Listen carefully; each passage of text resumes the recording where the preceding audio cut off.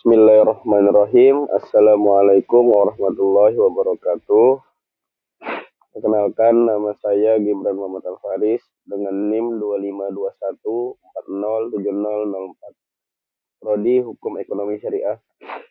Kali ini saya akan mempresentasikan materi tentang penggunaan air dalam fikih ibadah, khususnya yang berkaitan dengan penggunaan yang merusak dan yang tidak merusak air.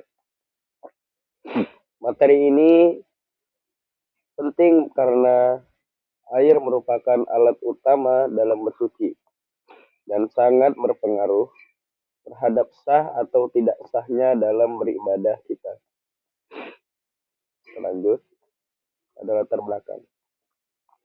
Pembahasan ini menjelaskan tentang bagaimana air digunakan dalam fikih ibadah, khususnya terkait penggunaan yang dapat merusak sifat air dan penggunaan yang tidak dapat merusaknya.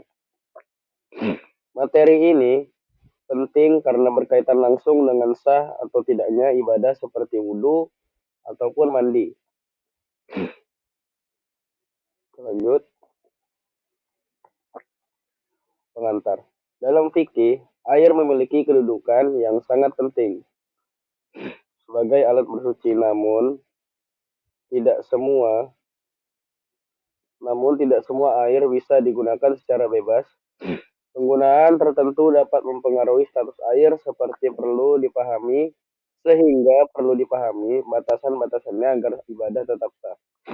Jadi, cara kita menggunakan air itu bisa mempengaruhi status air itu sendiri. Apakah masih bisa digunakan untuk bersuci ataupun sudah tidak bisa digunakan lagi untuk bersuci. Oleh karena itu, kita perlu memahami aturan-aturannya. Lanjut, ada hakikat air yang digunakan untuk bersuci.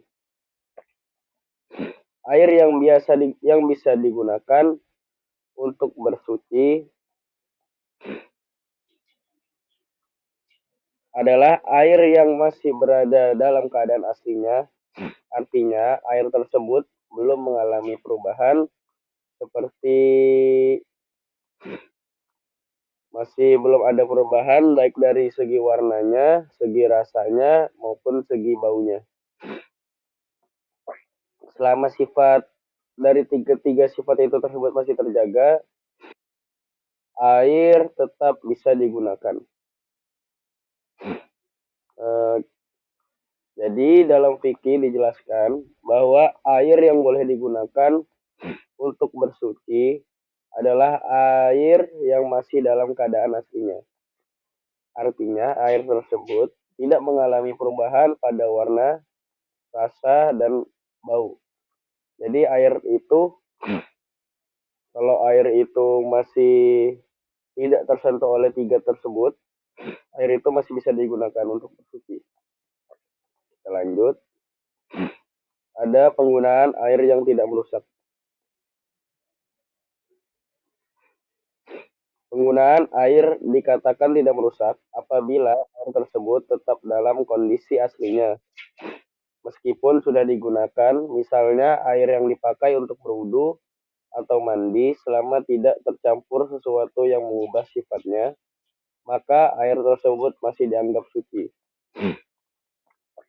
Jadi, walaupun air sudah digunakan, selama itu tidak ada perubahan pada warnanya maupun rasanya ataupun baunya, maka air tersebut tetap bisa dianggap suci dan mensucikan, sehingga masih boleh digunakan air tersebut untuk bersuci.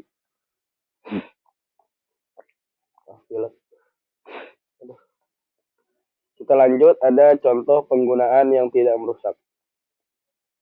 Air yang digunakan berulang kali dalam kondisi bersih ataupun air yang terkena benda suci seperti tangan kita atau wadah yang bersih tidak mengubah status air. Dalam tanda kutip, seperti yang ada dalam PPT, terkena benda suci seperti tangan Tetapi kalau tangan kita mengalami ada hadas besar maupun kecil, jadi air itu jangan sampai terkena itu, ya tuh. Dalam kondisi ini air tetap bisa digunakan untuk keperluan ibadah karena sifat dasarnya tidak berubah.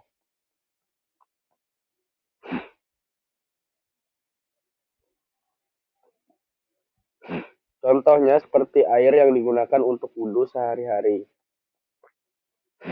Air yang terkena tangan atau anggota tubuh yang bersih atau air yang dipakai berulang dalam kondisi tetap bersih. Dalam kondisi ini, air tidak mengalami perubahan sehingga tetap sah digunakan untuk bersuci. Kita lanjut. Penggunaan air yang merusak. Sebaliknya, penggunaan air menjadi merusak ketika menyebabkan perubahan pada sifat air. Perubahan ini bisa berupa perubahan warna, rasa, maupun bau akibat tercampur dengan sesuatu yang dominan, baik itu najis maupun benda lain.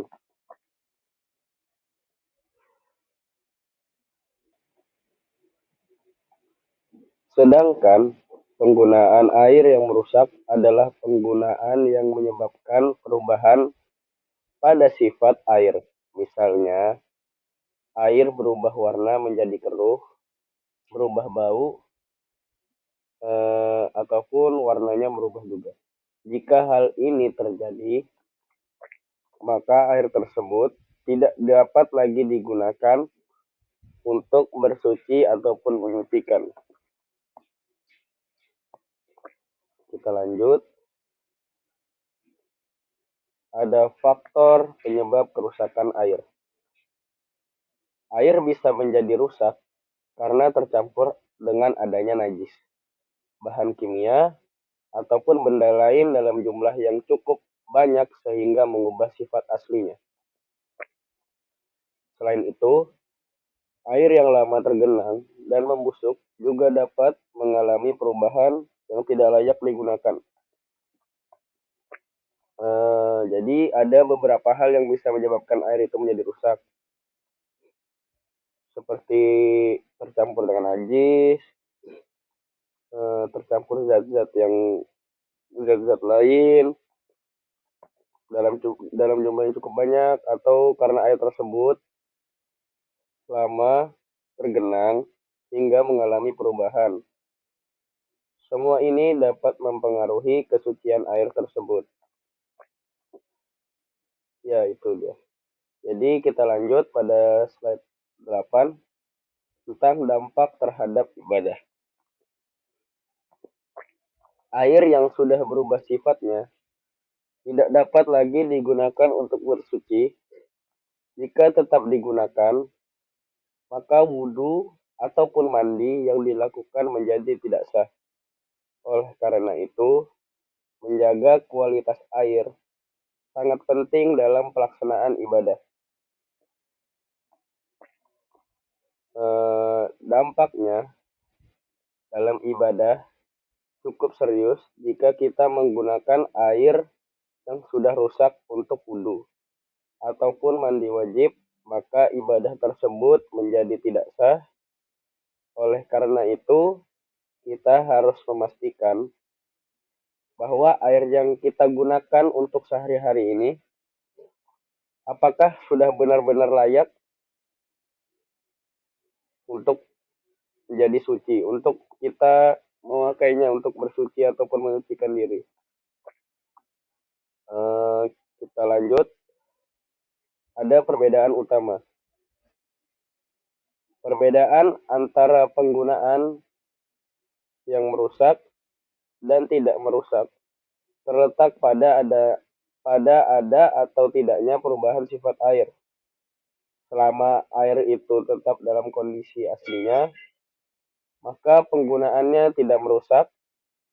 Namun jika sudah berubah, maka statusnya ikut juga berubah. eh, perbedaan antara penggunaan air yang merusak dan tidak merusak sebenarnya terletak pada perubahan sifat air itu sendiri. Dalam fikih ada tiga hal yang menjadi patokan utama yang seperti kita tahu tadi, yaitu dari segi warnanya, eh, rasanya, dan baunya. Selama ketiga sifat ini tidak berubah, maka air tersebut tetap dianggap suci dan bisa digunakan untuk bersuci. Tapi, jika salah satu dari sifat tersebut berubah, maka kita harus lebih hati-hati lagi dalam menentukan hukumnya. Perubahan kecil, walaupun sangat kecil, yang tidak jelas ataupun tidak dominan, terkadang masih bisa ditoleransi. Jelas terlihat atau terasa, maka air itu sudah tidak bisa lagi untuk memenuhi syarat untuk bersuci. Selain itu, penting juga untuk memahami bahwa tidak semua perubahan itu otomatis merusak. Jadi perlu kita lihat penyebabnya, airnya rusak atau tidak, apakah berasal dari benda yang suci ataupun najis, serta seberapa besar pengaruh terhadap air itu tersebut. Jadi dalam hal ini kita tidak hanya sekedar melihat perubahan, tetapi juga kita harus memahami konsep ataupun konteks dan penyebabnya itu tersebut.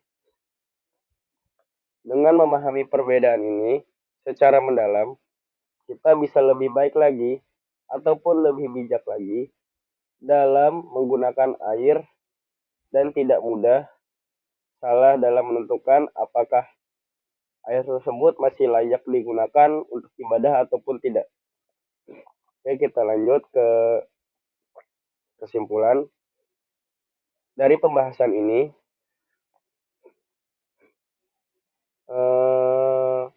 dapat dipahami bahwa penggunaan air harus diperhatikan baik agar tetap memenuhi syarat sebagai alat bersuci. Menjaga air tidak merubah sifat aslinya adalah bagian penting dalam menjaga kesempurnaan ibadah dalam Islam. Jadi kesimpulan dari yang kita tadi presentasi, yaitu air memiliki peran yang sangat penting dalam ibadah, terutama dalam hal bersuci seperti wudhu, mandi wajib, dan membersihkan najis.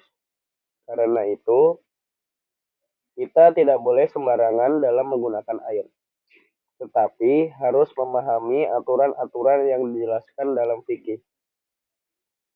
Dan kita juga telah mempelajari bahwa penggunaan air bisa dibedakan menjadi dua.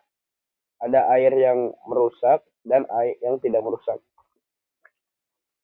Penggunaan yang merusak adalah yang tidak mengubah sifat airnya, sehingga air tetap suci dan bisa digunakan. Sedangkan penggunaan yang merusak adalah yang menyebabkan perubahan pada warna, bau, rasa, ataupun warna, sehingga air tersebut tidak bisa lagi digunakan untuk bersuci. Dari sini kita bisa mengambil pelajaran bahwa kehati-hatian dalam hal kecil seperti air ternyata sangat berpengaruh besar terhadap sah atau tidaknya ibadah kita. Ini menunjukkan bahwa Islam sangat memperhatikan kebersihan dan ketelitian dalam tubuh dan ketelitian kita dalam beribadah. Oleh karena itu, sebagai seorang muslim, kita sebaiknya lebih teliti lagi dan memahami ilmu fikih dengan baik, agar setiap ibadah yang kita lakukan ini benar-benar sah dan diterima oleh Allah Subhanahu wa taala. Dengan begitu, kita tidak hanya beribadah secara rutin, tetapi juga dengan ilmu dan pemahaman yang cukup. Baik, terima kasih. Itu saja yang bisa saya sampaikan. Kurang lebihnya mohon maaf. Wassalamualaikum warahmatullahi wabarakatuh.